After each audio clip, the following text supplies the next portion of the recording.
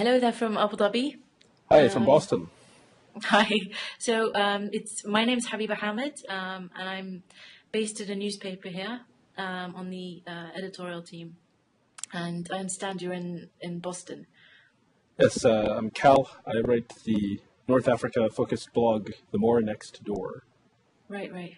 So I've come across your work, in passing sometimes, and I guess it's more relevant now than it's ever been because it focuses on communities that have been ignored and people who've been neglected for so many years within the international discourses and whatnot. People are focused on so many other areas rather than Libya, Algeria, North Africa, and that kind of thing. So perhaps you can tell us more about where you see its future, especially in the context of the revolutions and that kind of thing. Yeah, I mean, I think it's interesting to see how much news that North Africa's gotten in the last 2 months compared to what it's gotten over the last 5 years. I mean, yeah, Tunisia was really big. You had people who probably couldn't locate it on the map talking about it for weeks and weeks on end. The idea that I've sort of been toying with in my writing on my blog is basically, we talk about these as revolutions, but I think of them more as uprisings. Right. They're not revolutions in the proper sense that they fundamentally changed the political systems or the economic systems here, and they've not really been taken over totally by the revolutionaries, the people who call themselves revolutionaries, and the people that we call revolutionaries. Do you think it's too early to say that though? Because perhaps the constitutional reforms in Egypt and Tunisia and the regime change is still underway, very much so. Yeah, I mean, it's all a work in progress. Right. But I mean, I think the fact that you've had two of these dictators toppled, but these regimes are still very much intact, Right. and the people rewriting the constitution in many cases are themselves appointees or are functionaries of the old regimes. So you're talking specifically with regard to Egypt here more than anywhere else, I guess, because we've had two resignations, Yeah. two scalps in the last week from the Tunisian side. So there's Yeah. very few of the old guard left, I guess, at the cabinet kind of and ministerial level. Yeah. Um, I mean, but and that's the key thing for me to look at, whether or not you have people coming in that are new yeah, from within the system, or if you're having people who are, really oriented towards change. Tunisia, I mean, you see the old guard trying to hold on and sort of trying to cause problems. I mean, you had these, right. basically ex-Ben Ali functionaries rioting and causing issues with the military in Tunis a couple of days ago. Yeah. And you see sort of these kind of reactionary tendencies in the Egyptian military council, arresting people on trumped-up charges, and striking out at protesters, and then sort of having to come back and say, "We're sorry, we didn't really mean it," that kind of thing. That's a very cautious note, and I think it's one that Mohamed Baradei strikes today, I guess, in the Financial Times when he says, he's not quite sure where it's going. He's not sure as to the success and whether or not it's being managed correctly. I Yeah. don't know whether or not that's partly because of the fact that they seem to have blocked him in terms of the ability to stand for the presidency, in the Yeah. very least. Yeah, I mean, So now you have Amr Moussa, who wants to yeah, run for president, who I think is very much the status which is quo very exciting. figure. Oh, Yeah. you think he's status quo and not of the revolutionary kind of ilk. He's not of that standing at Yeah, I all. mean, I think he has potential in that regard, but I think that he represents status quo regime sort of interests. I think he's exciting because he's been out of the system for a while. But you look at the people who are enthusiastic about him within Egypt. A lot of the time are actually people who see him as somebody who understands the old elite and can sort of function with the old elite rather than integrating the new one or But really empowering the new one. he still Uh, managed to sort of excite very many young people in terms of his candidacy, and he still has a lot of grassroots credibility, and I don't think you can characterize Al-Baradei in quite the same way, perhaps. oh yeah, Which definitely. which perhaps is cause for hope. And I don't know if we have to explain who these figures are particularly. Uh, Baradei, I think, is pretty well known. He is, but I former mean, head of the to a wider IUU. audience, I think if we're talking about Al Musa and his role Yeah. in the Arab League and his history as an international technocrat and A straight talker with Israel. yes, yeah, absolutely, that's very much so the case. But you sound quite kind of cautious. I mean, not in a positive way in terms of the ability of the revolutionaries or uprisers, as you call it, to kind of to see their demands through and to win positive change in the end. Yeah, I mean, it's very early in this process. I mean, we'll see what kind of concessions and what kind of responsiveness we'll get in Egypt. Yeah. Tunisia, I think, for a whole range of reasons, especially given its lower profile geopolitically, Yeah. but I think it has a lot more potential for substantive change in the immediate term. I think Egypt will be a longer process. Libya, though, I think is the one area where we can talk about honestly talk about something quite revolutionary happening. Right. Yeah, absolutely. And I mean, it's the one country that's been going through these processes that I've been watching and sort of thinking to myself, this will have, far more implications outside the Arab context than I think we appreciate at the moment. Yeah. The fall of Gaddafi, and really the fall of one of the longest-standing, most atrocious Arab dictatorships that there ever was. How does it make you feel though to watch it? I mean, is it fear, anxiety, anticipation, or like? It's. I mean, part of it's anticipation, part of it is, satisfaction. Mm-hmm. But I mean, you have to be very cautious in this because Libya, this is a lot of people write this that it's a state with very few institutions, and it's a tribal society. And you could have Gaddafi and his sons all warn about civil war and these kinds of things. And these are all things I think are very possible. Do you not think they're overstated, or a lot of the time it's as a result of his rule that the tribes have become fractured, and that kind of tipping point where they kind of finally realize actually, we've been divided for a reason. We've been segregated. We've been a bit like at each other's throats for a reason. Oh yeah, for sure. I mean, but in the moment, I mean, it looks to me more orderly than a lot of people are talking about it. If you look at Eastern Libya, how the tribes the tribes and also the ordinary people, the citizens in the cities, because we talk about tribes and tribalism as if it dictates everything in Libya, which is we have to look at this in gradients. Yeah. And I've heard conflicting reports from Libyans and from people who've been inside that you have the tribal leaders who say we denounce Gaddafi. But they said this after the kids went out in the street and were already protesting and had been shot at, and so they couldn't say anything else. That the youth driving this, listen to their tribal leaders when they agree with them, but otherwise they don't exert that much control over them. So I can't tell you from first-hand experience, but it seems to me that there's conflicting reports about who's really driving this, and are the tribes the big focus. I certainly think they'll be a factor, but as far as Gaddafi loyalists in the medium term, and whoever ends up taking over the broadest swath of Libya, I think that could continue, and I think they've made that their intention to use a strategy of tension to disrupt orderly government there. But there's a couple of there's a couple of other things in the mix. Number one, like the international community has got the government on the run. And it's fully aware now. It's seen in very vivid depictions. I mean, we've seen the images. We've seen exactly how people have been brutalized. We've seen the extent to which the regime has gone.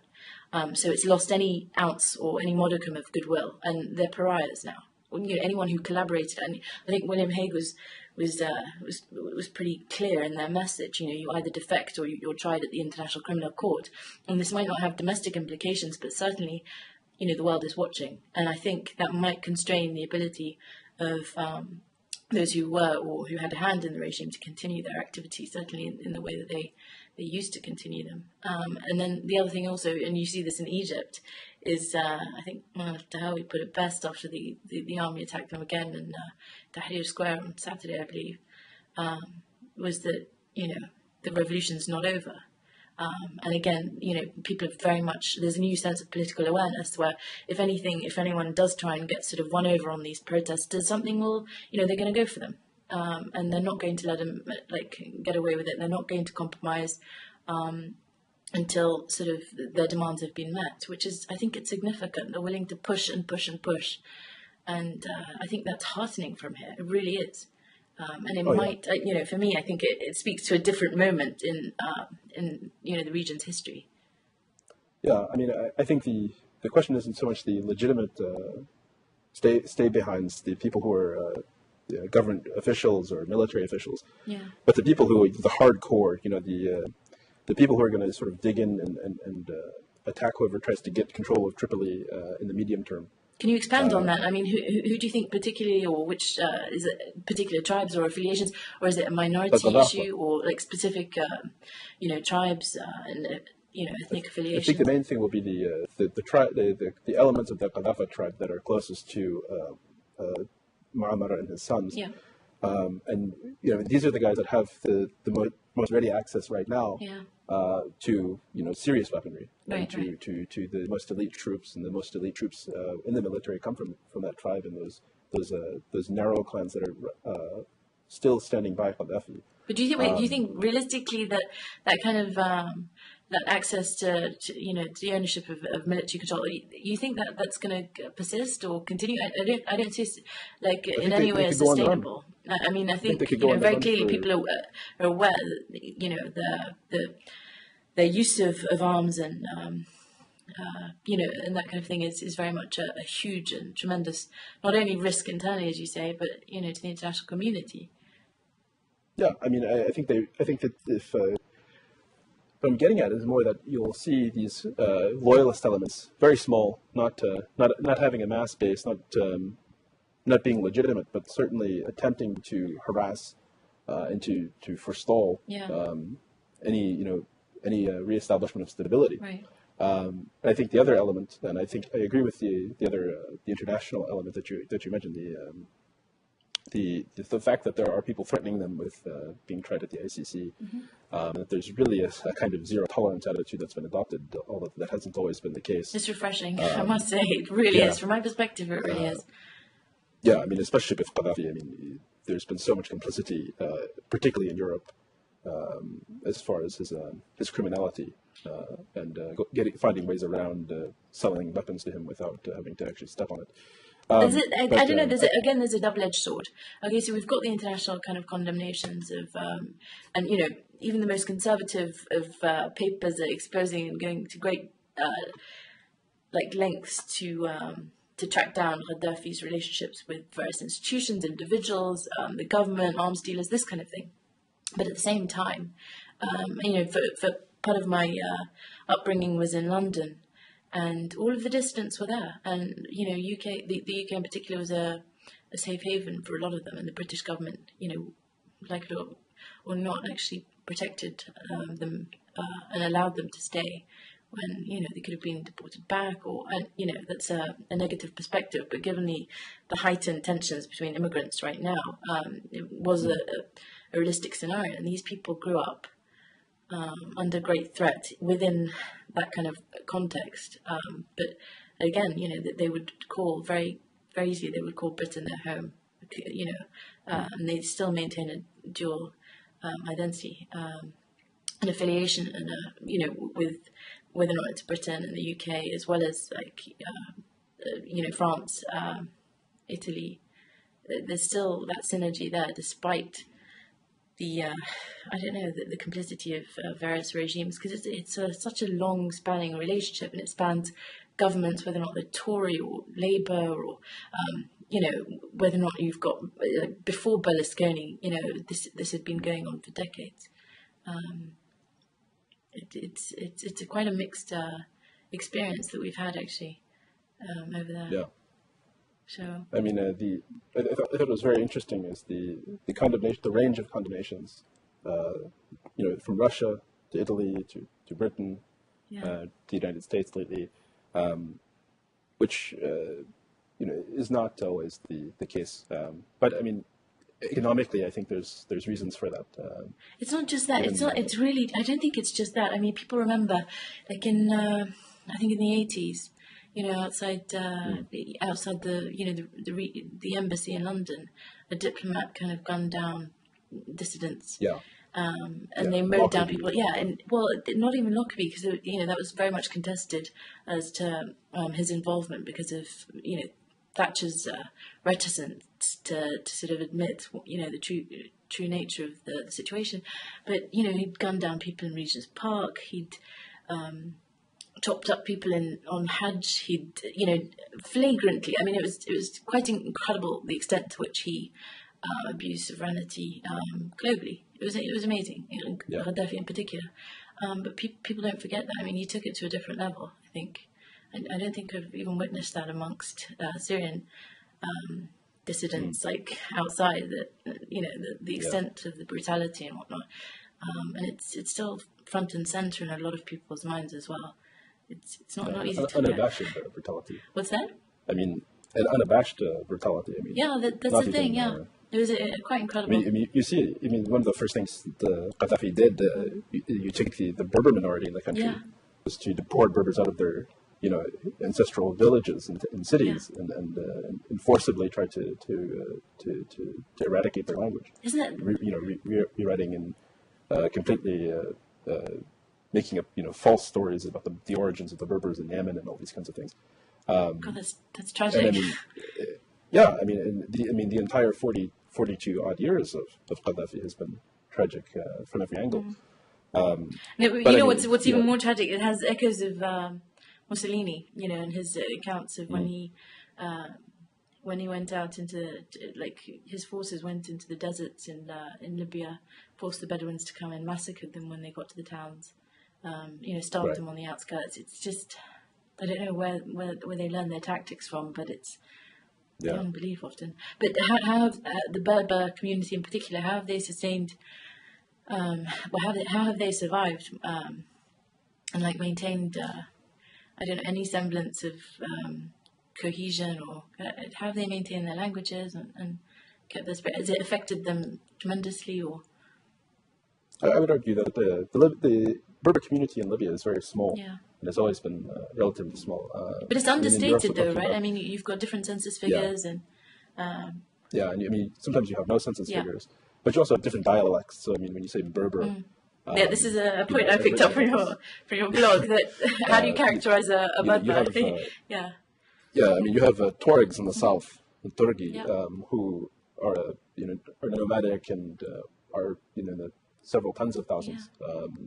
If not hundreds of thousands. Yes, I've read so many different estimates, but they're so widely disparate that it's incredible. Yeah. That in itself speaks to state repression. The fact that you don't know who's in your midst, you don't know how to serve them, whether or not they admit it or not, you don't know how to deal with them from a policy planning aspect. It's incredible. But I think that the Berbers, culturally, linguistically, that have suffered the most are the settled Berbers in northwestern Libya. Right? And those dialects were already small, already being, you already had forces of Arabization happening, which were, the result of trade and so on. And you have a lot of people working on language preservation outside of Libya. So people have migrated to Britain in particular and have been documenting things. But inside Libya, you have pretty aggressive efforts not to preserve or to document them. And you've had people British Libyans actually, who've gone to Libya and have faced a lot of difficulty getting out of the country once they've gone. Would you categorize it as cleansing? I don't know about cleansing. Because when you're talking about the systemic destruction of a language, and UN definitions and all this kind of thing. Personally, yes. I don't know the legal ramifications of that. I know the legal case, but I know plenty of Libyan Berbers that I've met personally who make that case very aggressively, and I'm sympathetic to it. Right. I think that's one of the stories I mentioned in in the UAE recently. The person who married performed the marriage ceremony. My parents, he was a Cambridge PhD in Ibadism of the Libyan community, and he was assassinated by Gaddafi as well. So the leading lights, and even those who tried to kind of document it or work on it, and as you say, within various contexts. academically and otherwise, were taken out or suppressed. So I don't know how much of that actually, work is still like relevant to your, or still brought into your conception of things. Yeah, I mean, I think that's something that's very important when you look at the Gaddafi regime, because you're not talking about, Mubarak has a whole range of problems in terms of, Sadat Mubarak, right, in terms of promoting sectarianism, in terms of the suppression of minority rights. Gaddafi has a whole ideology that's very explicit in its attitude towards minorities. And it's very explicit. Would you characterize it as an ideology or as a, I don't know if I would go that far. I mean, Gaddafism, one of the most. I think of it as the Green Book, as it were. I think. Yeah, but this is exactly it. I mean, Does he follow one can't really look at it as a. Yeah, is it seamless enough to sort of pick apart and pull something logical or coherent from it? I doubt it. Internally, full of contradictions, but the chauvinistic Arab chauvinism that's in it is pretty explicit in multiple places. But you say that, and yet this is to many. We had a talk here in the UAE. This is very much an Arab revolt. But how would you respond to that? I think that you're talking about a predominantly Arab country, right? And I'll say this with a caveat that if you look at Algeria or Morocco, predominantly Arab countries, where Berbers, the largest minorities, are actively participating, if not leading, the protest movement. I think it's fair to call the North African revolts, Arab uprisings, Arab revolts, because of their sort of cultural and political context. But I think when we talk about the Algerian protests, the Moroccan protests, we have to be very careful about the sort of nuances that are uniquely Moroccan and uniquely Algerian. We don't hear this argument made. We really do not hear this argument made that there are non-Arabs in the kind of ethnic sense, whatever that may be, at the forefront of things. Yeah, I mean, if you look at we hear about the co-option of tribes. We hear about various. We did hear about the Tuaregs and whatnot uniting. In some respects, I don't know whether or not you'd agree with that, but they're never characterized or co-opted into that overarching. I think Libya is a place that's very sort of distinct. It's in between kind of the Mashriq, the Arab East, and the Maghreb proper, right? So I think you can call Libya an Arab uprising more easily than you can say that about Algeria or about Morocco. I know that the Berber component in the uprising, I think, is probably much smaller than our conversation is making it out to be. I think that the people in the towns and the cities, I think, these are Arab towns. It's an Arab context. We still don't know that because we don't know the numbers involved. We don't know the numbers of Berbers though in Libya. I mean, we have to be frank. I mean, are very tiny. Circumspect. Right. So I mean, we're talking probably less than 5% of the total population outside of the cities, living outside the cities. But I think I don't want to say Arab this, Berber that, because again, of course, I think that's a bit too narrow and not doesn't really capture the complexity. Or broad, rather, or too broad, I suppose. Yeah, I think it's very broad. It might be unfair, I think, to call a lot of these uprisings strictly Arab, because we have, if you're talking about Tunisia, for instance, and you look at the large countries involved in this. Many of them are also African countries. And you see... Actually, I was going to ask you about this because, in the States, the scholars there are very concerned because there's been this sort of racist narrative, if you like, about, Africa. And we saw this, I guess, in Darfur, where we've got African versus Arab, the African mercenary, and, versus the Arab dissident. And, at the same time, you've got African refugees that are fleeing. I think Dr. Hani Al-Banna just released a report saying 200, literally, within minutes ago, he said 200 African refugees are on the border and they need urgent repatriation because they get confused for being mercenaries. Yes. And, I don't know whether or not that's an extent of, it's survival. How do you distinguish, between the two, or whether or not we should be cognizant of that when we talk about the revolutions, and not to ignore. And basically, it's whether or not it's characterized as a color issue, or whether or not there's genuine merit to it, because we know that there have been mercenaries from Chad and from neighboring regimes at play here, but as you say, Libya was very much part of the Pan-African dialogue, for better or worse. Actually, I mean, on that point, the mercenary question, I think is something we have to be very honest about. There is a lot of xenophobic, conversation about that. When you look at some of the coverage in the Arabic television stations, as well as when you listen to or peruse what you're seeing from Libyans, there's this generalization that there are African mercenaries that are, and by African, you mean black, right? It's right, not right. which I mean, you arguably not even arguably. I mean, you're talking about Libyans who are in Africa, are Africans, so nothing but Africans, speak Arabic, of Arab ethnicity predominantly, but that conversation becomes the blacks are killing us, or if you're in the street, we've heard reports about innocent people, innocent refugees or migrant workers accused of being mercenaries and then being killed on the street. I've also heard responses say the opposite, that yes, these fears are very real, but it's also the fears of the mercenaries are the most overriding concern at this point. I mean, and as political correctness gone mad. And so, I'm sympathetic to that, I mean, degree, how do you, where's the line at this point? There was one point in the, I think the night before they went for Benghazi, and I was sort of, okay, now's not the time. They're about to be, mowed down with anti-aircraft missiles and whatnot. Let's focus on working towards a non-intervention strategy. No-fly zone. Let's work on intervention. Let's work on marshalling the international community support, and how do we progress this through the Arab League and all this kind of thing, in terms of the scholars and the dissidents and whatnot. And when people got distracted by certain issues, and then it did come back and it did become relevant again. And as you say, especially when innocent people are being targeted, and there are refugee issues at stake here.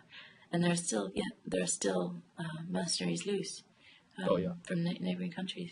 Yeah, I mean, one of the things that sort of surprised me was this idea that Gaddafi using mercenaries was something that even he might not do.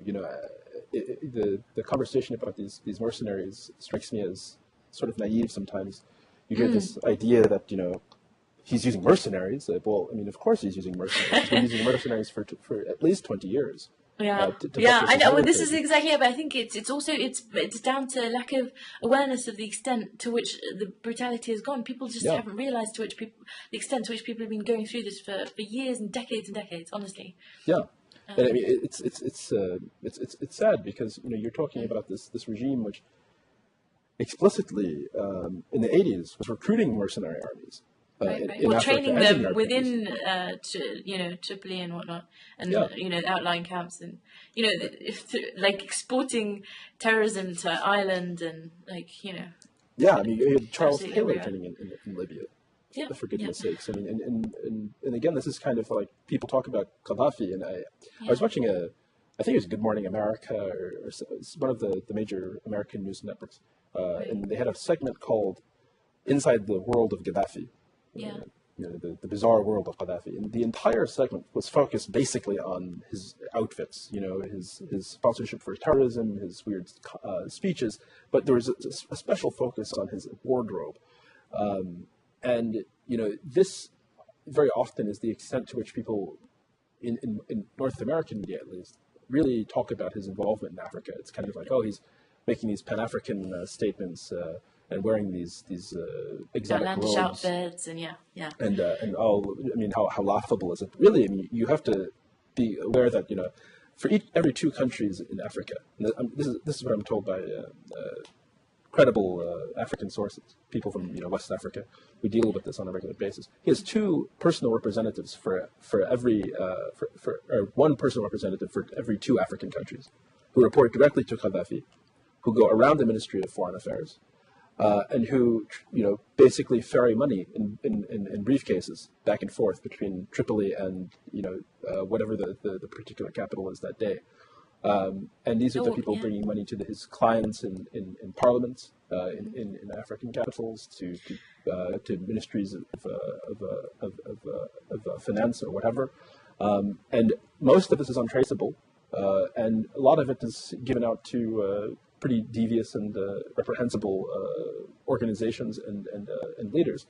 And this is why I want him caught, to be honest. This is why I want not only him caught, but his family caught, and those involved with it. I don't want them to be killed. I want them captured alive, honestly, because the tremendous extent of these patronage networks, and also we've had this experience in South Africa.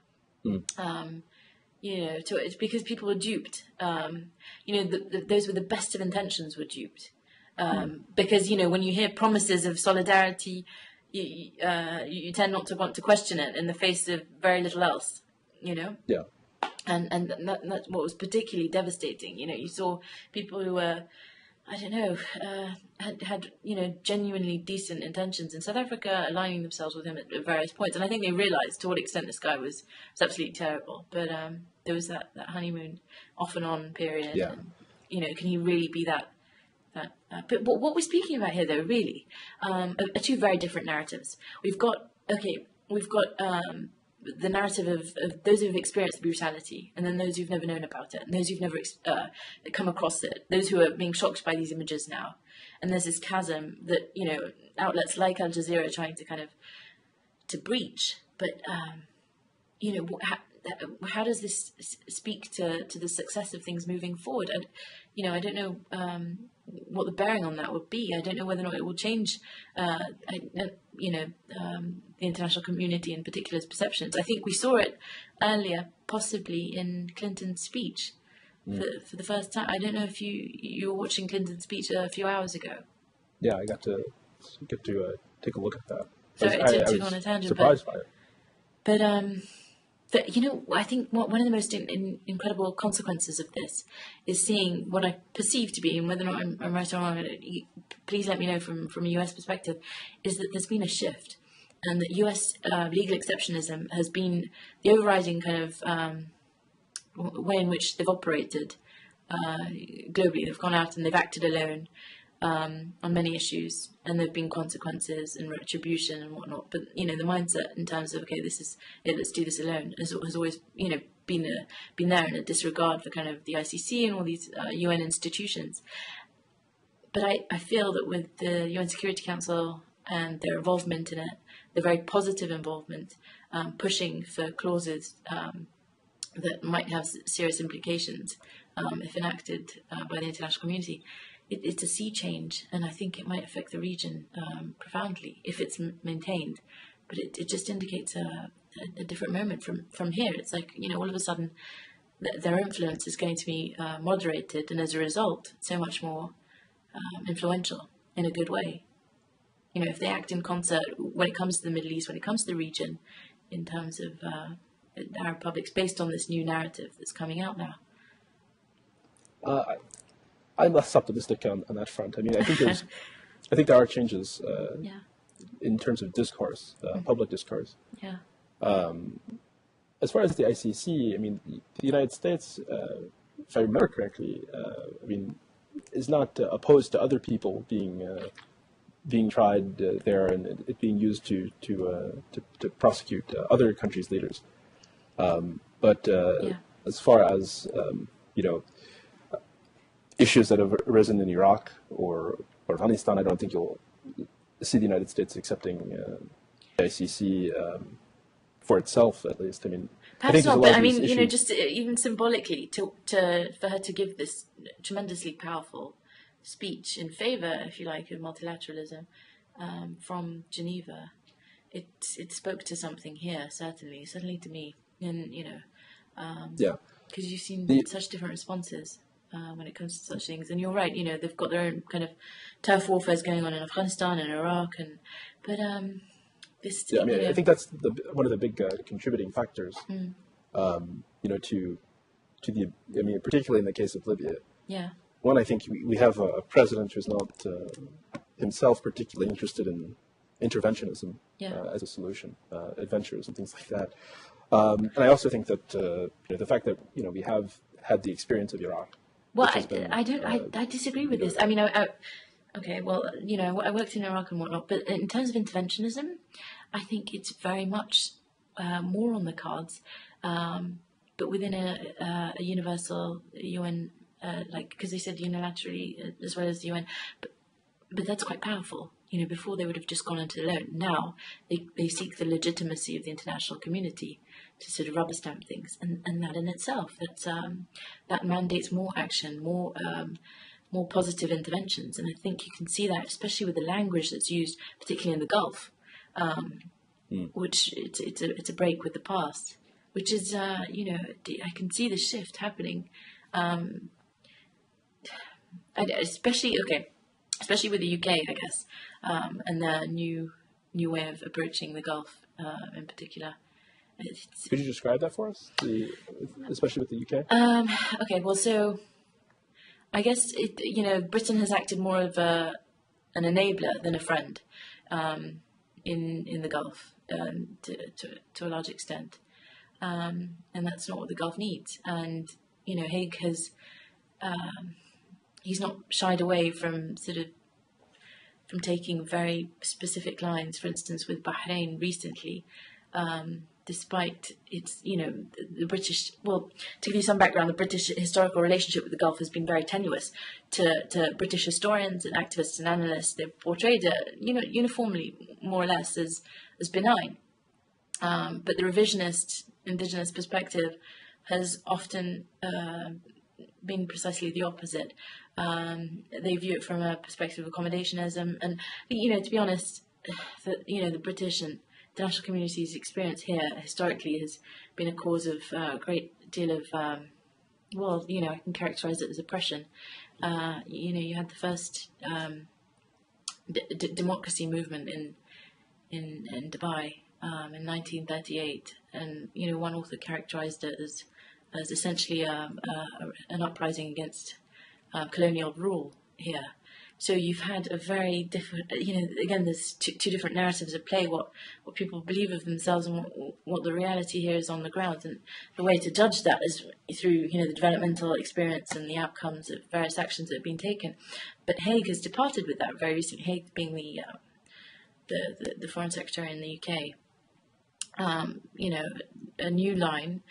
Granted, they're still very much pursuing economic interdependence because it is that. I mean, the highest number of jobs in the UK in the next decade is coming from Dubai investment in the UK, and it's not just arms. It's very much ports. It's telecoms. It's aviation. It's all of these sort of elements tied in.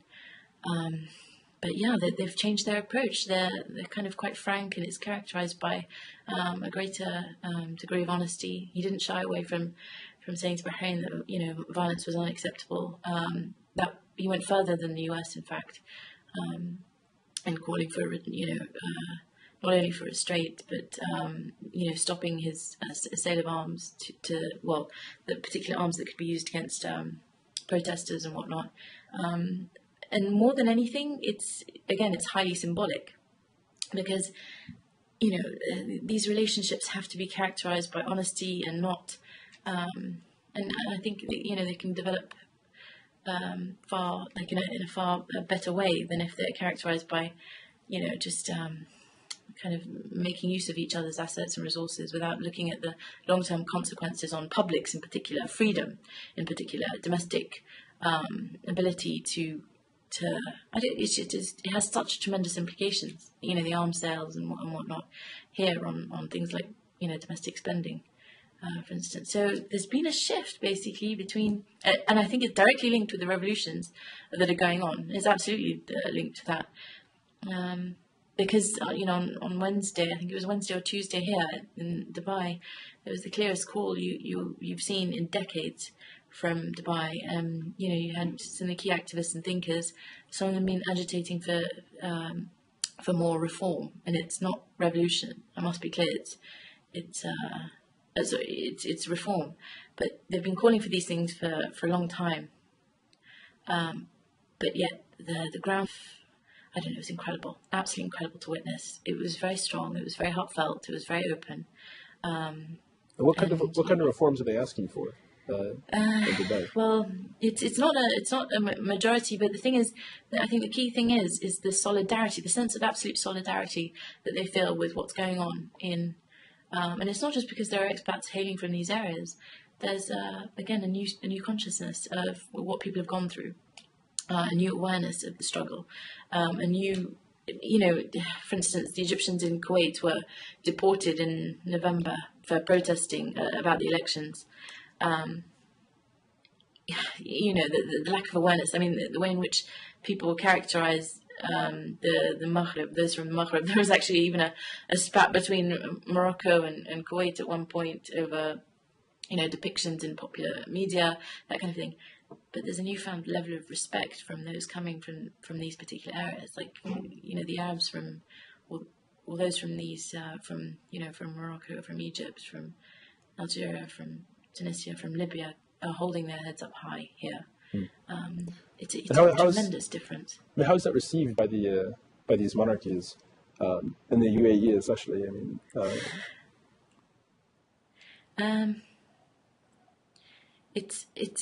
That's a difficult question, because there's a lot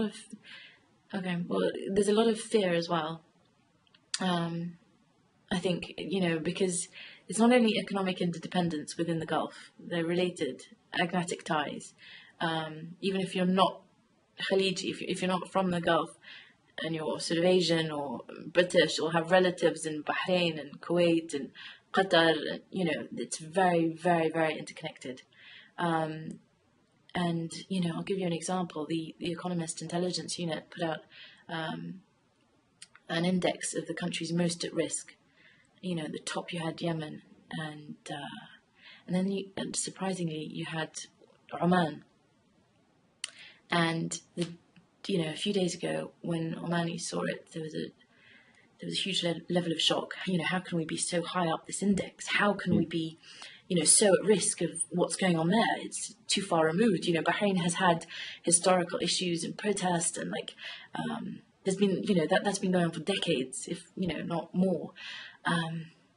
But Oman, you've got systemic issues in terms of the balance of power and patronage, and you've got corruption, and a great deal of corruption. People are very, very aware of it. You go to some villages, they're very poor, but you still don't expect that to happen. And then the following day, 2 Omanis died, and near Muscat. And again, the implications of this, even when they were shot in Bahrain, it's a generational thing. Our generation is not used to witnessing it so vividly on YouTube, on screens, on from the comfort of our homes and our laptops. And the thing is, they look very similar. Like, it's just like any road or street that one lives on. There's no real difference, and that's what's been such a wake-up call. So there's a level of fear. The UAE is probably better positioned because of its efforts to co-opt minorities and a very aggressive developmental agenda. It's made leaps and bounds in terms of health and education and economy. It's got a long way to go, but it's a responsive government, and that's the key thing. It's extraordinarily responsive. It'll push its agenda to the hilt, sometimes too quickly, and then you play catch up, and you see the result of that in the Dubai crisis, which impact was tremendous, I think. But it's very difficult. And then of course you've got Saudi, and Saudi is a different ballgame altogether. And all bets are off. Like the extent to which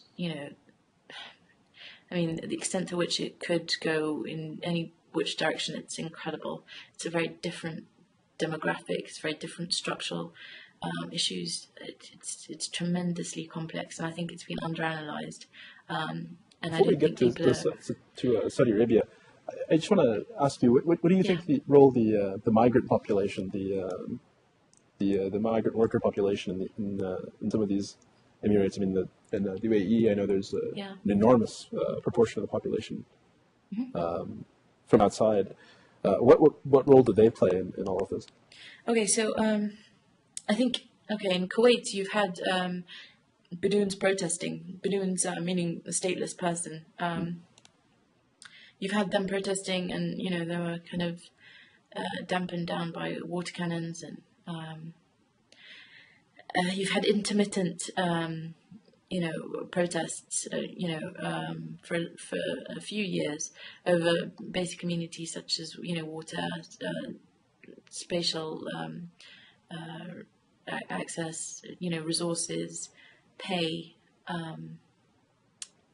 These very kind of critical, simple, very basic things, withholding of pay and whatnot. But I've seen it from both the inside and the outside, from within the government and from outside of it. So, gone and spent as much time as I could with absolutely everyone. But it's very difficult because they've now put in place a very sophisticated legal way in which they can respond, in terms of their right to healthcare. The wage protection system within the legal framework, whereby the guarantees get paid and whatnot. So in terms of how well they've been provided for within the government legally, it's more advanced than America in some respects because they're entitled to healthcare and whatnot. In practice, it's the reverse because there's too little oversight, and the reforms don't reach these particular minorities, and that's the kind of key issue. It's not overwhelmingly the case with all of the labourers that they're disenfranchised and that they need assistance and whatnot. But these acute cases at the peripheries are the flashpoints, and that's where the difficulties arise, and that's where there's still tension and whatnot. But there won't be any case of major instability because of the ways in which it's coped with and handled. And it's not the best. It's absolutely not the best at all. I think people are cognizant of that. So it is a challenge moving forward. And they were very careful to categorize the UAE as not even, it's not immune either. But it's, I'm less worried about the UAE than Oman at this juncture because the use of violence against unarmed protesters, and then you had the lawyers joining in today in their robes and whatnot in 2 centres. So there's a lot of fear here. But again, it's not going to be, even though there have been kind of, I think Bahrain's most interesting cases. Like there've been calls for like a constitutional monarchy or like toppling it, and you've got different factional responses and whatnot. I think the majority of people are still willing to look for accommodationist moves, and because they're such tiny states, people are Bahrain's like 500,000 nationals, and people are very, very cognizant that these microcosmic actions are going to have effects everywhere, and so they've got a hell of a lot to play for. Everyone still has to live with each other after these revolutions have gone. They can't exile them in the way that they have done in the 70s and 80s. But, that's not a sustainable solution. It's not going to be something that people can continue to do, So right. We've got to find a way of working this out. And I think one of the most important things is that like a place like Bahrain, it's underwritten by Kuwait, Saudi, the UAE. Financially, it's financial architecture, it's a financial hub. So, people can't walk away, that easily, even if they wanted to. It's not just that they've got a family there, it's just that they're genuinely committed. It's not necessarily about making money, they're making a loss on a lot of these places. It's just, how do you support cases? It's very, very difficult times ahead, very difficult. And the thing is, you're not always going to hear about the extent to which it's problematic. In Oman, there's a lot of censorship. Right. So too with Saudi, you get Saudi bloggers, but often they're exiles or anonymous, and that's how they're able to speak. Yeah, I mean, so let's go back to Saudi Arabia. I've seen most of what I've read is that no one is really expecting anything big coming out of there.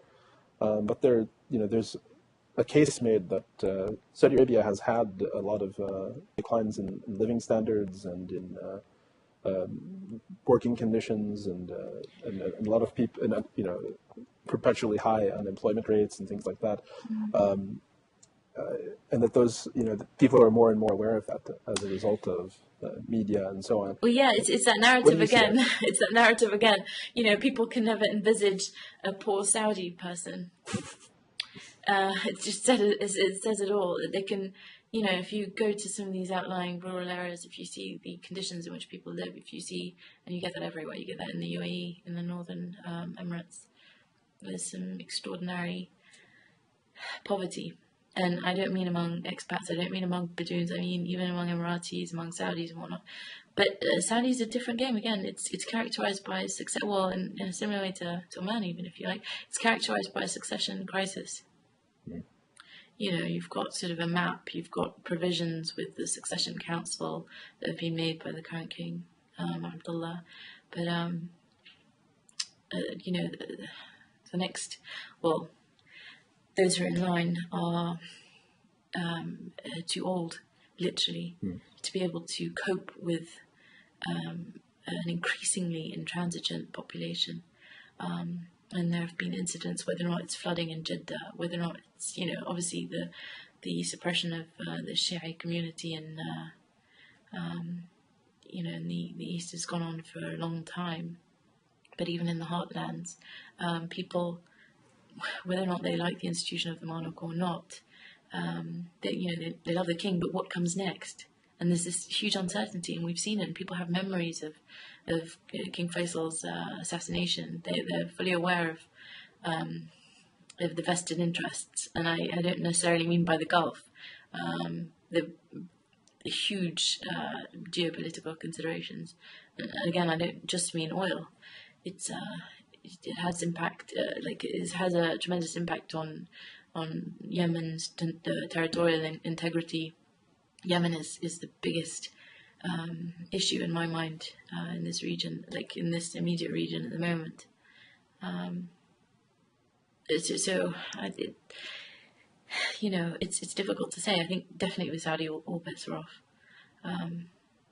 If they were clearer, if they were less opaque, I mean, it's you've got pockets of liberalism in Saudi that are more liberal than anywhere else in the Gulf, genuinely liberal. And then you've got vast swathes of people who are hostile to the institution of the monarch, to reformers, and as any observer would be able to characterize it. It's difficult to envisage exactly what their demands are en masse. It's not going to be a Tahrir Square. It's not going to be, you're never going to see the level of engagement or calls for collaboration or people poring over whichever Napoleonic codes and that version and whatnot. The dissidents speak with a very different voice to the domestic publics. And again, it's years of a sclerotic regime that hasn't really lived up to the political demands of its people. You're going to see that kind of played out. The Grand Mufti issued, he had another fatwa the other day, but also they gave out sweeping gestures that aren't lasting. Huge bonus packages, basically, for teachers, employed, this kind of thing. It's very piecemeal. It's very piecemeal. I mean, WikiLeaks has just released another batch on. And these things are, again, they're known on spending with the emirs, the kind of princes and whatnot. There are 20,000 of them, and it's adi. It's not a big deal, but everyone knows this thing. But to the extent to which the disparities will become apparent, that might tip the balance more than anything. But there's only so much people can go without providing for their children and whatnot before there's a limit to it. In the end, it's economic as much as anything in terms of grievances in Saudi. Whereas in Yemen, it's a totally different case. It's just... You have a lot of pre-existing conflicts and... I would like to say this. I know we're coming to the end of our time here, but in Yemen, it's very different. It's I'm probably at odds with, my colleagues or analysts or, the international community and their lens or how they perceive Yemen. But Saleh has proven himself to have been, the current president of Yemen. He's acting as a client of U.S. counterterrorism officials, and the military focus is sharply divergent from, say, the British interests there in terms of development, water resources in particular that are developing. You've got the UAE interests there that are developing gas and whatnot. But they're so sharply divergent, and it's been responsible for deaths, drone strikes, a population at edge, a divided country. You've got, always people characterize it in terms of the north and the south and cessationist movements and whatnot, but people are wising up, and I make this point that they're wising up to the fact that, again, like Libya, it's been divide and conquer, and perhaps supporting. So, in fact, the direct support of Saleh and like his son, those who get, it's an immediate family that controls, again, all of the military, the air force, the power there, the sheer military might. Coercive instruments. Yes, yeah, and that support. So when people are rising up against it, and they've been rising up for over 2 weeks now, and the international community hasn't been on their side.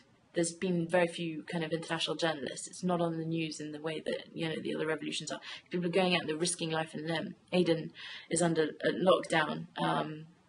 People can't travel freely. There've been deaths. They've shot live bullets at protesters, and they have been killed. And there are documents that are being circulated of how many people are dying at the moment.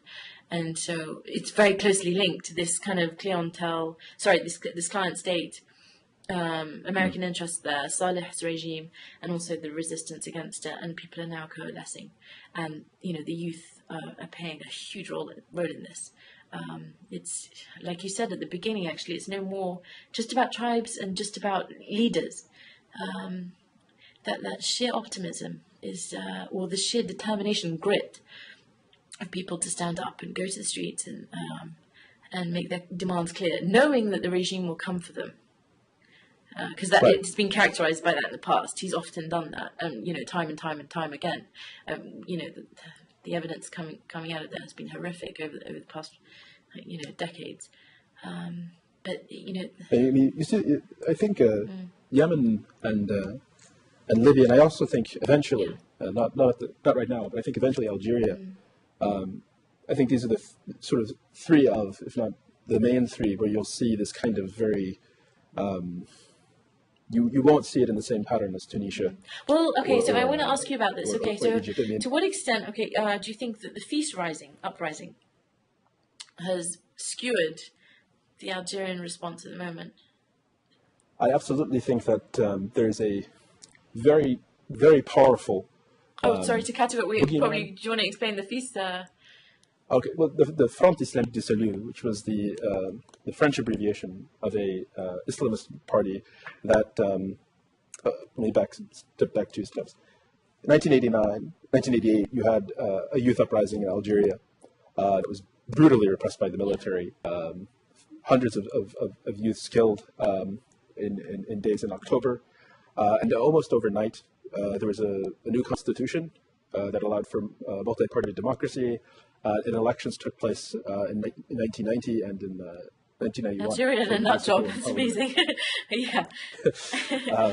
And these were free elections. These were, legitimate elections. You had tons of parties running, but the electoral law was written in such a way that it was intended to favor the old ruling party, a mass party.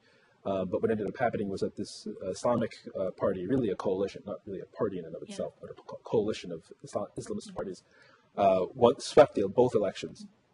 When the overwhelming majority of municipal governments and would have won the parliamentary election, had the military not made a coup in that winter.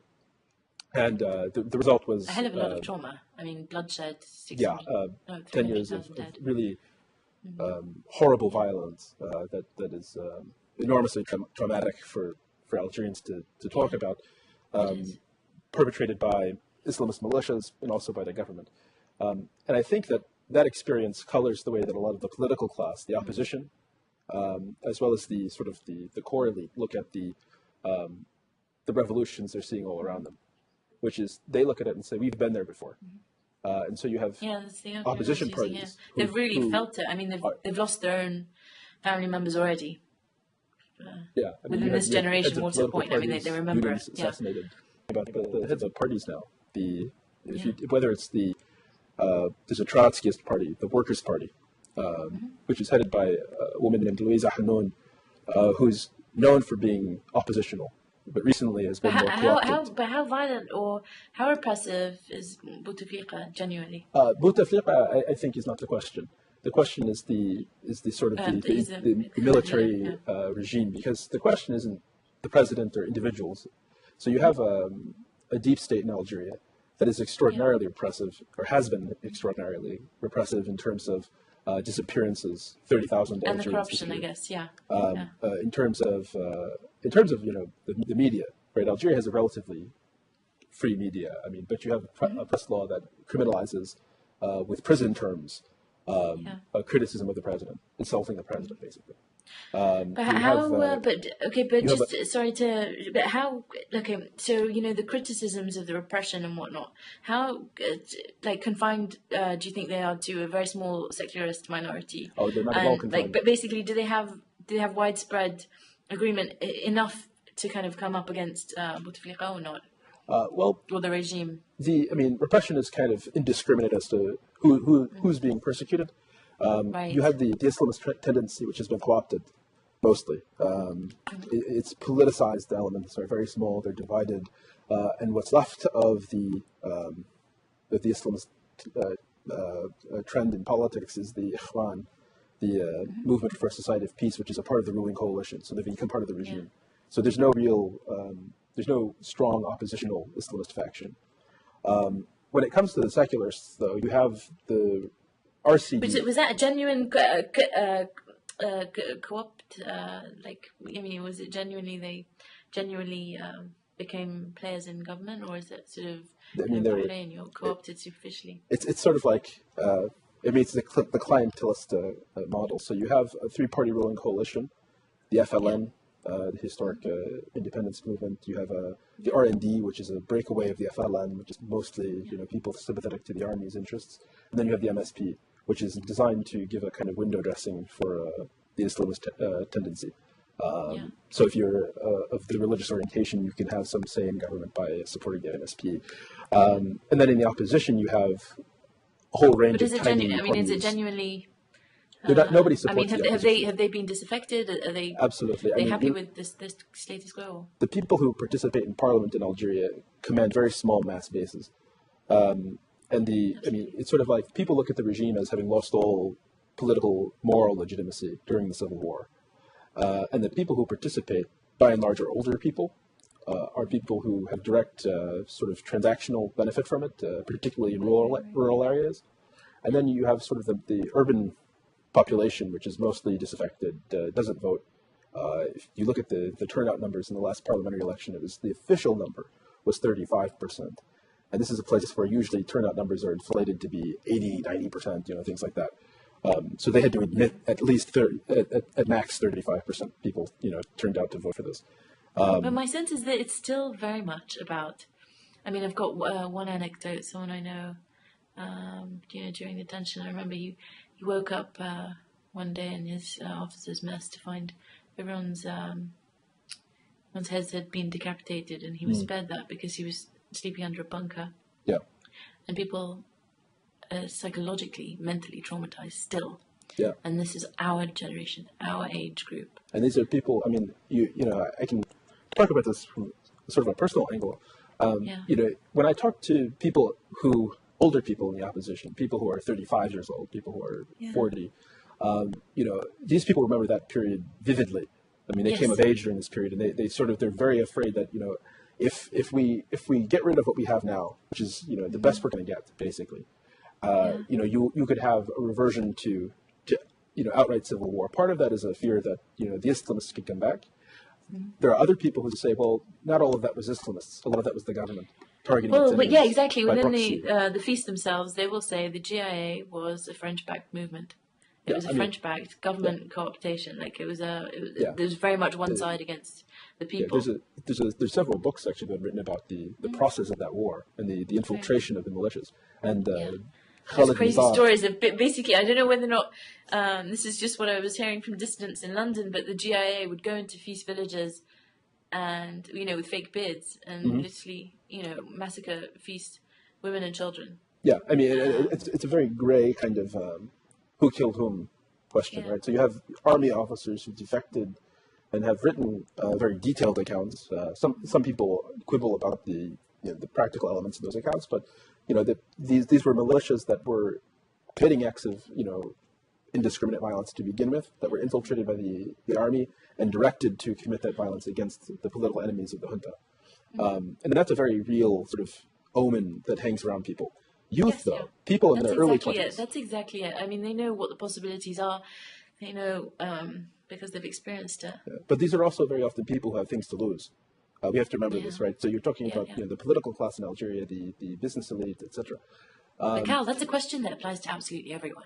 Yeah, and At these what point these when people, you have nothing to lose, yeah, you and I become think the very vast dangerous majority to of any Algerians, regime. you have to look at Algeria. You have people in the organized opposition Yeah.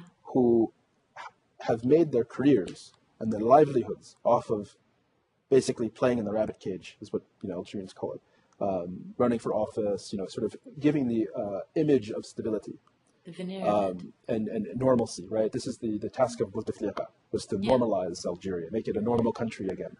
And this question of is Algeria a normal country is very often debated among Algerians. Well, he has a The tremendous amount of support in the Gulf. They Oh yes, because and he they. used But to live the there, thing right? is, they've always dealt from government to government. They very rarely have experience of dissidents here. I mean, Yeah. sometimes they'll co-opt them in terms of the government, but the dissident politics never come to the fore here within the strategy, prime minister's office, all this kind of thing. You don't really see that within game plan. So they have no real, other than like kind of, their brief forays into Nasserism and 70, all this kind Right. of thing. You don't really have that kind of level of awareness. People don't know genuinely to what extent the dissident experience or the exile experience, or anyone not on kind of in bed with various regimes, what their lives have been like. The big problem in Algeria, as far as I look at it, is that you have this spontaneous protest movement where people aren't coordinated, right? Young people just go out and someone gets beat up by a cop or gets pulled over, and the rumor of the incident spreads, and young people are out in the streets, burning down post offices and Yeah. smashing windows and burning cars and such. And the regime knows how to manage that. They've spent the last 10 years figuring out ways to manage youth dissidents without allowing it to get political. And they had this sort of formative experience in 2001, where you had a youth uprising in Kabylia, a Berber region, that spread across the country. And the response was very heavy, very violent, Brutal. tens of people killed. And they basically said, well, that's not sustainable. But they was the played conclusion. but did they not play the Berber card I again? mean, I mean, The government. I mean, in terms of okay, this is absolutely. limited to a minority. This They is tried to pretend not like it, representative. They're trying to throw over the government. They're not, and it didn't work, Yeah. which was the reason it hit them so hard in the stomach, because they tried to play that in the beginning, and then people in Algiers rioted, and people in Oran rioted, and people in Biskra rioted, and people in Batna rioted. So it's not just the Berber-speaking areas. Yeah, And but it was very clear. if I can say one thing, is that the overriding message from Tunisia and Egypt and from Libya is that people are realizing unity is not an impossibility. Right.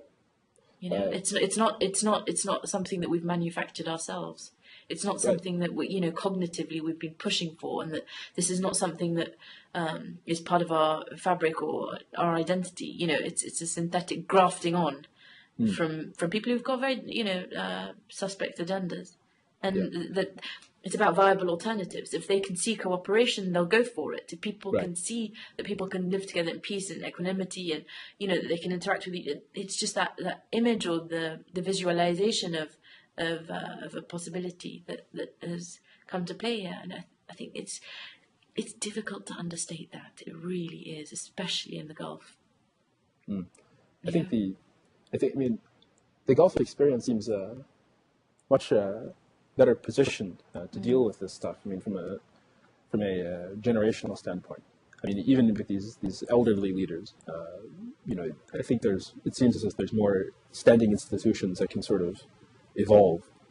Well, it's very different. Some of them have been pursuing reform agendas and whatnot. Are they? You've got much bigger populations though as well. Like, I mean, there's still illiteracy. No, the UAE is genuinely. I think there are signs that are very worrying in recent months. However, about literacy.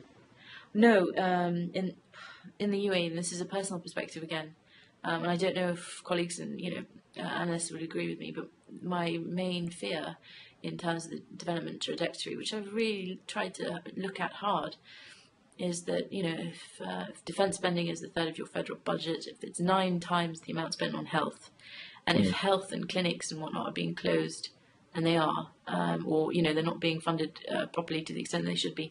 It's not like a Western country, for instance, where you've always got disproportionate spending in certain areas and whatnot. If you don't spend in an emerging country on health and on education, people die and people suffer.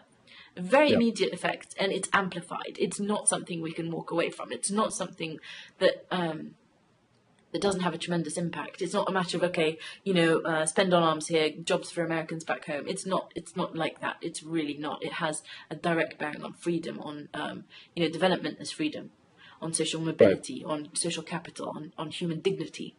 It's very strongly linked. That's a very interesting point, because I think in the West a lot of people don't think of the Gulf countries as being developing countries.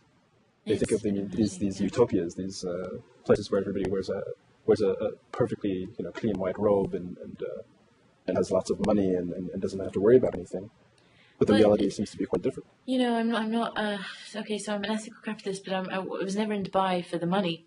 It's got a humanitarian impulse behind it, which was mitigated and which was very sorely impacted by the Dubai crisis. And I'm not saying that was necessarily Dubai-led. I'm saying that the tremendous groundswell of criticism that Dubai faced for its very real financial mistakes had a major institutional impact on the ability of the nation to develop. Because not only was Dubai's standing, Dubai had inspired Arabs. I don't know whether or not you would agree with me, but the idea that there was an Arab city that basically could get its fundamentals in order, tackle corruption, aggressively pursue things like, a very free society where whether or not you're wearing a full niqab or whether or not you're wearing a short skirt, it's absolutely fine. You can contribute to society within central government as a woman. There were certain things that were pretty revolutionary ideologically, that you could live whether or not you were from whichever sect or religious background and contribute there was no two ways about it, and within the highest levels of office. And that was something that I really appreciated, because I'd just come from Baghdad, so there were so many benefits for it. So it was going in that direction, and and I'm kind of worried now, because everyone's faced poured so much scorn on Dubai. It just needs its confidence back in order to be able to reassert itself, and that's the kind of biggest thing. Because Dubai, I've still got a tremendous amount of respect for a lot that's gone on there, more than anything. And I think that is going to tie people genuinely are committed to living and working in Dubai, and I think that will continue, and that will buffer it against any storm that might come. In the Northern Emirates, it's tough. Again, development needs to spread out, and this is where health and education, in particular, and the judiciary are so important. But I think it's reform. These points you make are actually very interesting to me, because the problem in North Africa recently has actually been that the people protesting. You have a coalition of parties and independent unions protesting. But recently, you had the lifting of the emergency law from the beginning of the civil war in Algeria. And you had was it actually lifted? I kept hearing it was about to be lifted, half lifted, or temporarily, and then they'd crack down again. Basically, what they did was they issued a presidential decree which ended the state of emergency, but also introduced 2 new anti-terrorism laws. And I haven't gotten through reading the both of the anti-terrorism laws. They're the first one. Do you think it was a case of give with one hand, take with another? Yes, absolutely. I think that was the intention from the beginning. But as soon as that happened, the entire country, it seemed like every city, every university campus was ready to have a protest because it lifted the ban on public demonstrations. And they got frightened. And so I can imagine they got frightened. Yeah, and so it's emboldening people, and it was meant as a way of kind of co-opting specific demands, which is precisely the tactic of the regime in general. Oh, there's one question I need to ask you. Sorry to interrupt, but before we finish, because I guess we've got a lot more to talk about than we actually realised. Okay. The only point I was going to make is that this was I wanted to the ask you students, about the education sector and the health sector are the two. That's what they were writing on. Rising up most aggressively for the same reasons you're talking about. That so people are spending so much on weapons and not on these other things. So if they spend in one, it's just not good. It's the way of it's responsiveness, I think, of the government. But I wanted to ask you about your work in Mauritania. I mean, you've done probably the most sophisticated assessments that I can find online of the Mauritanian protests that have been going on, and that again hasn't featured within the international kind of community's awareness of what's going on within the Gulf. They're not that, okay, yes, they deal with Mauritania and whatnot. They've got aid interests and developmental interests, technical interests, that kind of thing. Yeah. But again, the dissident movements and the diagnostic of that's been more sparse than it could have been, So perhaps you can provide some colour. Okay, I mean, Mauritania, so for the background, Mauritania is this tiny West African, North African country. It's diverse ethnically, predominantly Arab. It's a very large Black African minority of various ethnicities, overwhelmingly Muslim. And basically, you've had military rule. Yeah. Military rule since 1978, rotating between different elements within a junta, or for 30 years, until 2005, you had Maouia Ouad who was this pretty reprehensible military dictator who ruled this country. Can we qualify that in terms of how many times there have been transitional kind of rule and how many times it's switched? It's like yeah, I mean, you're talking 1978. You have a junta. There's a sort of counter coup, a series of counter coups that if you go to my blog, I have a couple of charts about these coups and whatnot. And they're brilliant. I must say they're brilliantly. It's just brilliantly depicted. But 1984, you have this sort of final counter coup in the first movement of coups. So you get Maouia, and he rules very aggressively for 30 years. He's overthrown in a coup in 2005. And you have a transitional government until 2006, 2007. You have elections, very open, very democratic, according to most accounts. But can I qualify it again from a development perspective? It's always regarded and it features on the fragile states indices because of the poverty and development, absolutely. Right? Yeah, this is one of the bottom 3 poorest countries. Not bottom 3, I should say. Probably like bottom 5 or 10. Tremendous poverty in it. It's very, very close with Senegal, Niger, Mali, in terms of development and things like that. It's very difficult to hear about this, but it's very difficult. Yeah, I don't know how people make it out there, Yeah, and it's hard. And so you're talking about a very much a developing society in the most obvious sense, right? But you've had this transition to democracy that was very brief, but was very meaningful for Mauritanians. They were outraged in 2008 when you had another coup.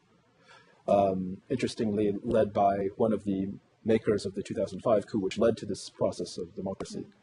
And the leader of that coup, Mohamed Abdelaziz, has been in power since 2008, first under a junta, and then after elections in 2009. Okay, but again, we have to qualify junta because it's not, and you wouldn't qualify it as an aggressive kind of, do you know, like Tito, like junta? No. It's more benign than that, yeah. It's not kind of it's not the Gaddafi junta. It's not No. It's more like the Egyptian. I mean, that's one of the benefits that Mauritania has as a tribal society with a very small population, right? Everybody knows each other, and so when you kill someone, for instance, you kill a dissident or whatever, you're offending a lot more people than just him and his political party.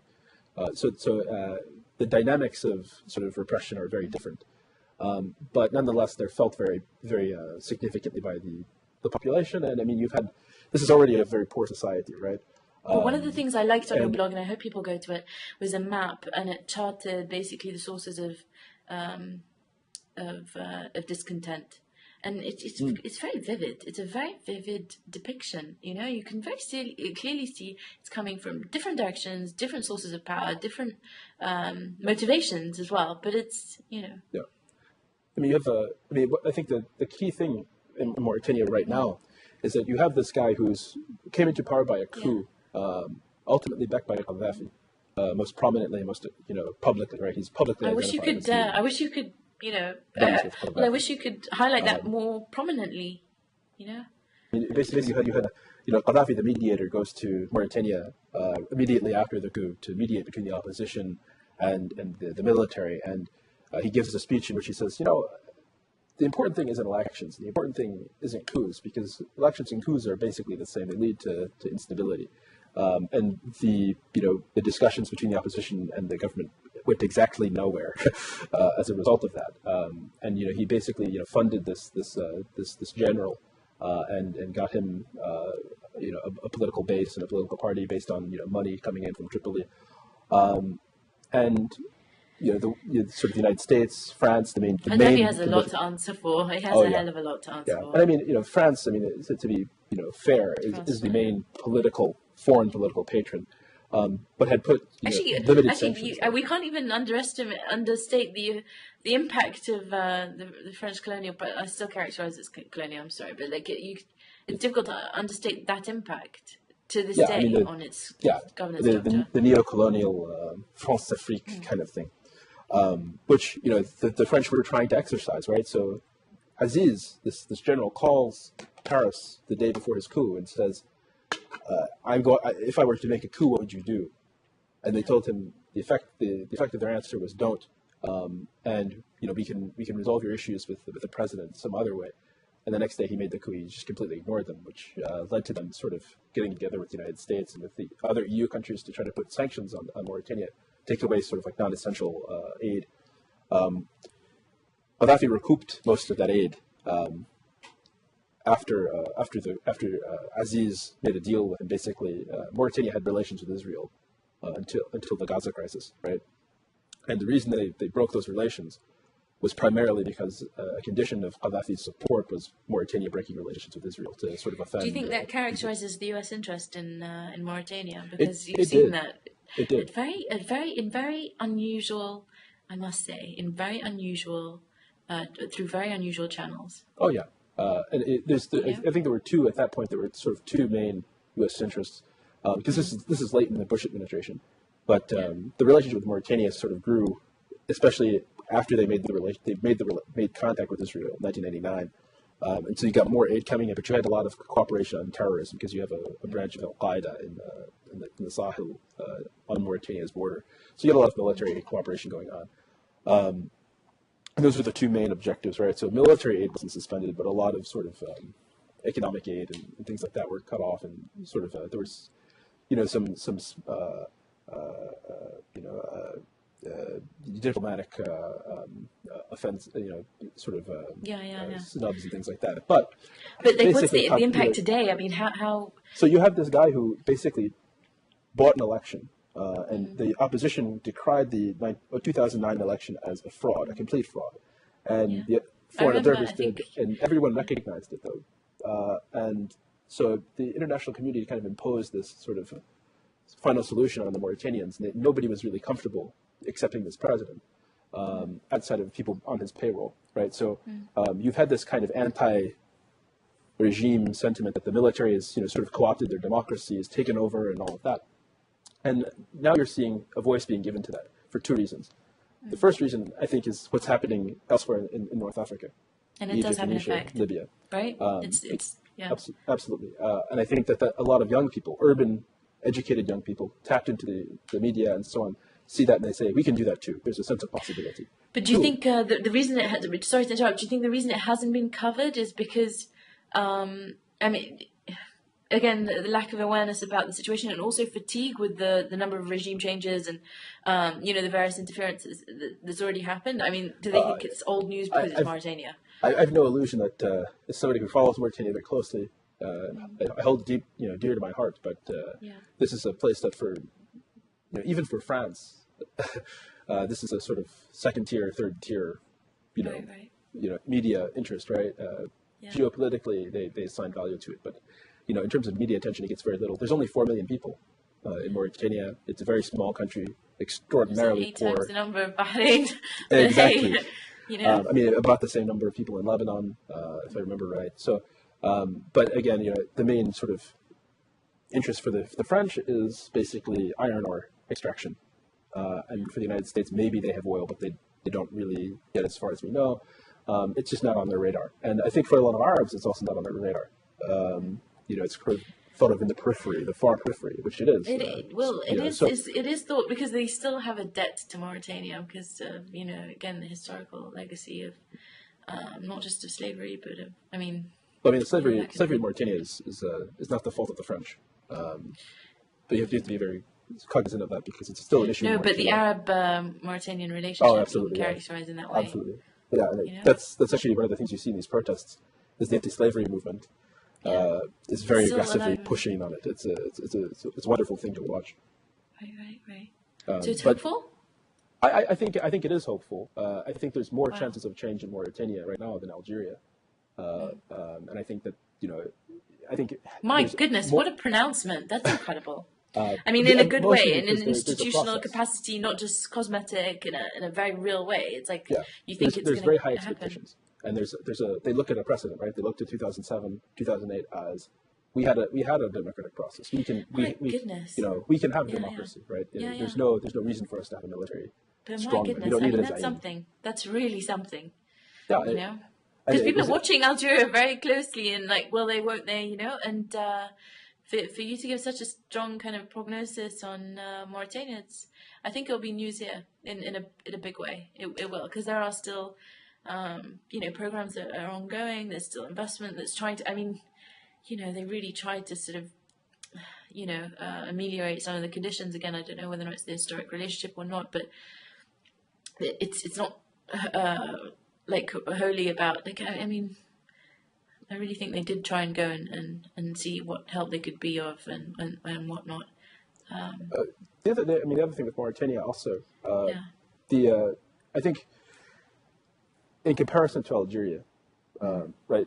The Aziz, in a lot of ways, has sort of predicated his domestic political base on money coming from Gaddafi, money coming from the Libyan embassy. And now it's gone. There's a lot of people who are loyal to him, almost exclusively because they get money, they get checks or cash from Libya, or because they went on a holiday to Libya and somebody talked to them. But what are the chances of Syria or somewhere stepping in? I don't see Syria. In Mauritania?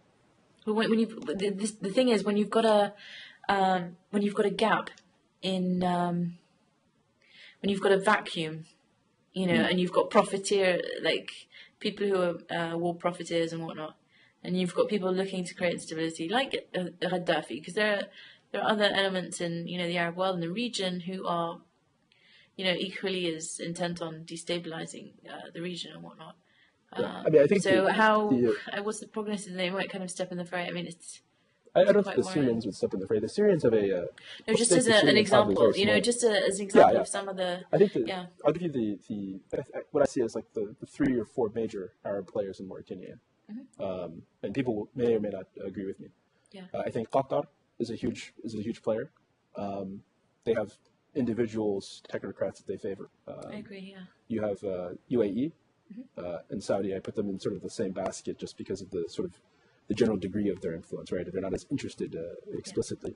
And then you have Algeria and Morocco. Right. And these two look at Mauritania in terms of the Western Sahara. And that conflict, in a lot of ways, who gets elected in Mauritania or who takes power in Mauritania and what their attitude is towards the Polisario and the Western Sahara conflict. See, in the Gulf, it's literally shaped by government-to-government relationships with Bouteflika. It's amazing to what extent that's just. It's as if, it's funny. It's as if I find it problematic as well. It's as if they kind of import wholesale, like whatever is said of them, and then you'll have someone. Do you see what I mean?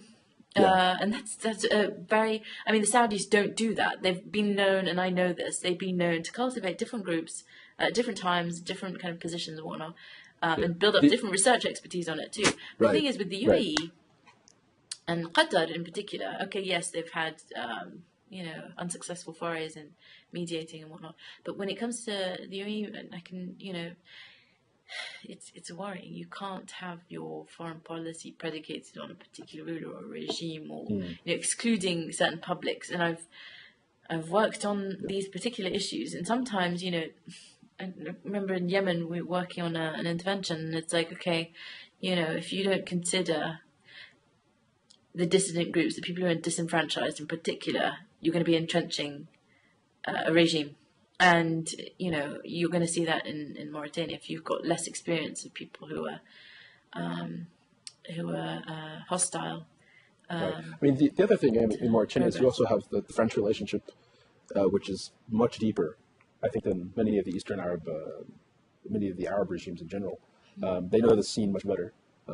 You also have, But how much is it characterized by, the French experience in Tunisia? Everyone's familiar with it now. Yeah. Everyone's exactly aware, finally, of how... I wouldn't call it positive, but I would say that they have, in terms of identifying the counter-elite, the French probably are in a better place than any other foreign actor. The Saudis have like you were talking about, there's sort of the Salafi trend in Mauritania, which is growing. It's tiny. It's very, very tiny. But they have sheikhs, and they have they're sort of. They've been exporting it to America since the 80s. It's just kind of crazy. I don't really get it. I really it's don't. Terrible. But that exists, but it's not politically powerful yet, and they're sort of seen as being opportunistic in terms of you have the Salafis who are not directly involved in politics. Actually, I'm quite worried about it. I'm not worried about the Salafis. I'm worried about the ones who've been dealing with the states for very different reasons, but it's another conversation. Yeah. So you think the Ikhwans are... The Ikhwan are perfectly benign as far as I'm concerned right now. They're a tiny party. I think they have one person in parliament, 2 people in parliament. They participate in the opposition politics just like anybody else. You also have you have an ex-communist party. It was a Maoist faction back in the day. They're actively participating, and you have the RFD, which is the largest opposition party. So the opposition culture, I think, is much healthier than in a lot of other Arab countries, and the influence of different foreign actors is understood to be secondary, right? If you have a Frenchman or a Saudi who comes in and says, we want you to do this or that, and unless there's some obvious quid pro quo, right? Some big, boon for this person. They look at that as, why are you intervening in our internal affairs? That's astonishing, because it's very similar to the Yemeni and Omani experience, I guess, of, if you characterize the Maoist, the sort of all the relics of that from the 70s and whatnot. It provides a different lens, anti-systemic and whatnot. But it does actually have an impact in terms of, and you saw that with the Dhofar Rebellion in the 70s, and that kind of fed through. And this is what we might see. I'm not talking about the communism, I'm talking about the that level of awareness, because it filtered through from Oman at the time all the way through the UAE. And so you had a Gulf-wide uprising. Is sort of one thing I wanted to mention about Mauritania. Last thing I'd like to say about that. You had this incident in eastern Mauritania, in the middle of nowhere, on the border with Mali, in the deep desert, where an assembly of tribes basically came to the municipal authority and said, "We want you to solve this conflict over a well." And the governor, whatever the prefect or whatever his title was, basically insulted them and said, I can't deal with this. And they all ganged up on him, and you had this kind of, you read the newspaper reports about this, and you get this image of this crowd of people chasing after this guy, beat him up, and the police were called in, people were beaten, but the violence continued, and so then you had gendarmes come in who used tear gas and arrested as they do people. But in Mauritania, people aren't used to that, right? So when people got wind of that in the capital and in the big towns, people said, "What is this? Right? This is ridiculous. This is completely unnecessary." Which time frame are we talking about? Yeah, we're talking 2 weeks ago, 2-3 weeks ago. No. Right as and this is actually one of my favorite things about the Mauritanian case. My goodness. So as soon as this gets out to the students, right? People make groups on Facebook discussing it and shouting about it and talking about how look at this. This is like Bahrain. This is like Tunis. This is ridiculous. This is it. It's the political inexperience of direct brutality against oneself. I mean, we can talk about not in my backyard, NIMBYism, where, if it's relegated to Berbers or some minority that, is not politically trendy, that's one thing. But when it's visibly on your streets, in your home, you can't escape it. It's and it became this rallying cry for the youth movement, which is the protests you see in Mauritania now are completely led by youth. There's no elder statesmen, elder opposition characters. These are people from the universities, people from the streets, and from the party youth section. That's amazing. Right? So just to if I could, it's basically every single state might have their own, and indeed they do, their own sets of issues and homogeneity and minorities and whatnot, but it's still characterized by a generational divide, and right. It's still characterized by, there are really, really strong common themes about solidarity, about the youth, about the generational experience, about these things that we can't necessarily overlook that readily. And you had, I think that the most interesting thing about this Mauritania stuff is you had this date set for 25 February for a protest. Which people didn't think was going to happen. They were being harassed by the government. There was all kinds of complications. And then you have the people being mowed down in Libya, and everybody says this is awful, right? We can't condone this. So people start protesting at the Libyan embassy, and people start condemning Gaddafi, and people start people who are parties and factions who are not doing that start to hear demands from their followers and from others to do so. And then you get people outside the Libyan embassy, people at the universities marching through the city, and that feeds into this regime that they see as being imposed on them, because Aziz is associated with Gaddafi, right? So people are protesting about that. It's incredible. And then you have the protest on Friday between the two.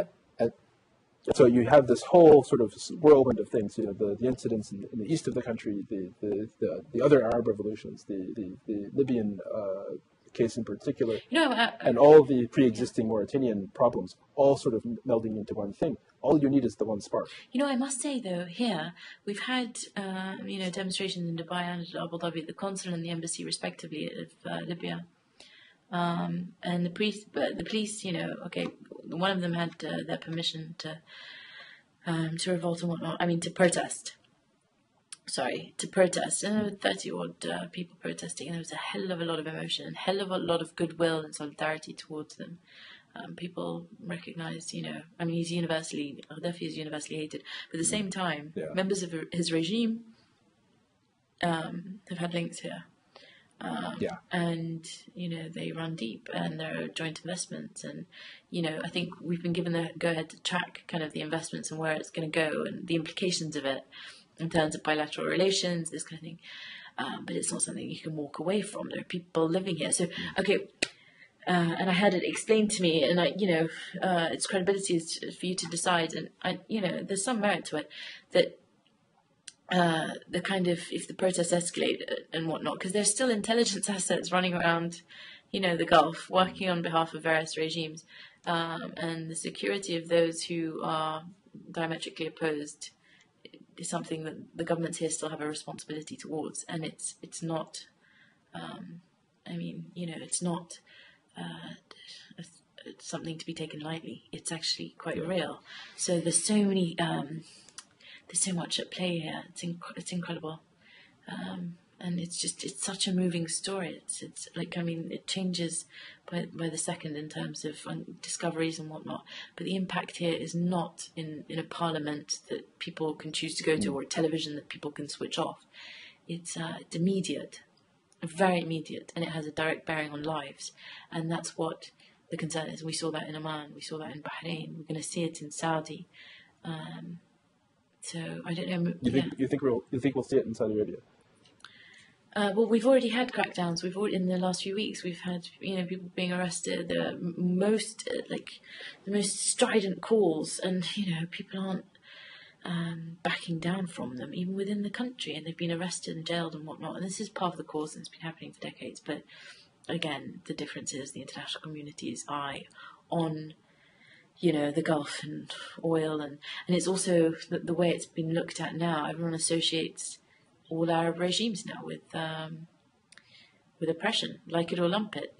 This is a psychological dichotomy that's now present in most people's minds. Everyone is now fully cognizant of, how much people have suffered here. So whether or not they can distinguish, like Nick Kristof couldn't necessarily distinguish between, various modalities, but people here do.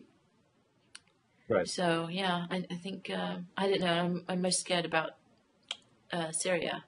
The 1,500 are on the streets. You've got U.S. involvement through IT and telecoms and whatnot.